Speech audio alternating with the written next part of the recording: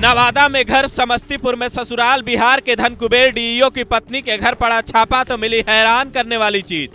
खाद की बोरी में नोट, डिब्बे में गहने। सास और पत्नी के खुले फाइल। 40 अधिकारियों ने एक साथ 60 ठिकानों पर मारा छापा। रेंट के मकान से मिले 2 करोड़। क्या गांव के जमीन में भी गाड़ा है खजाना? कहां से आया इतना रुपया? सुनिए पूरी कहानी। बिहार के धनकुबेर डीईओ रजनीकांत प्रवीण के पास इतना पैसा कहां से आया, इसकी पूरी कहानी करीब 10 घंटे की छापेमारी के बाद सामने आ चुकी है। बेतिया वाली नोटों की तस्वीर देखकर अगर आपका दिमाग भन्ना रहा है तो जरा 6 और जगहों की कहानी सुन लीजिए। ये जो खाद की बोरी आपको दिख रही है, इसके अंदर नोटों की गड्डी और गहनों के अलावा क्या क्या मिला है ये भी सुनिए।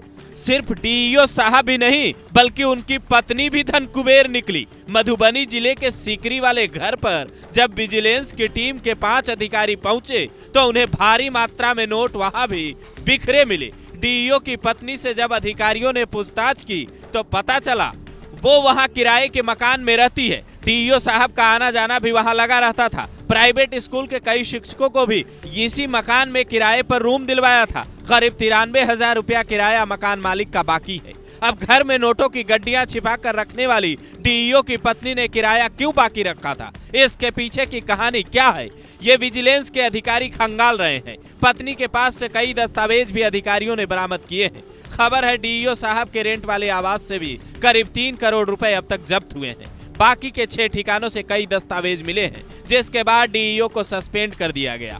तो वहीं उनके परिवार वाले अब अधिकारियों के रडार पर हैं।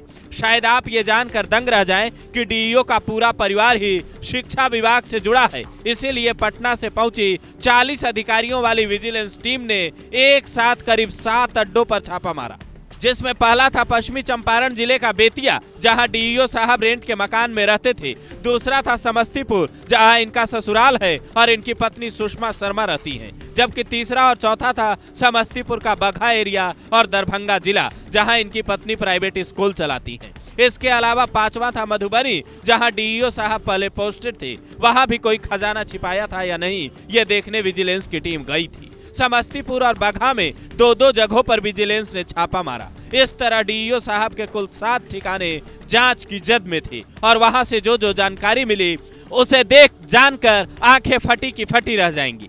डीईओ रजनीकांत प्रवीण का पूरा परिवार शिक्षा विभाग से जुड़ा है। पत्नी पहले संविदा शिक्षक थी, बाद में एक बड़े स्कूल की फ्रेंचाइजी ले ली और वहां से मोटी कमाई करने लगी। जबकि साली पूनम शर्मा वहीं एक स्कूल में टीचर हैं।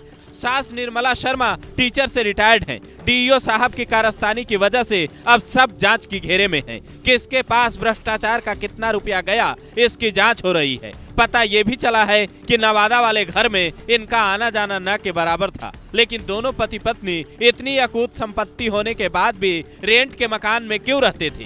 क्या जांच को भटकाने के लिए उन्होंने ये चाल चली? ये बड़ा सवाल है। क्या डीईओ के ऊपर किसी बड़े आदमी का हाथ है? क्या वो कोई नेता या अधिकारी है? क्या विजिलेंस की टीम उस तक पहुंच पाएगी या सिर्फ जांच यहीं रुकने वाली है? ये सवाल भी बिहार में अभी से चर्चा का विषय बना हुआ है, क्योंकि अक्सर ऐसा होता है, ऐसे अधिकारी पकड़ लिए जाते हैं लेकिन उनके आका खुलेआम घूम रहे होते हैं।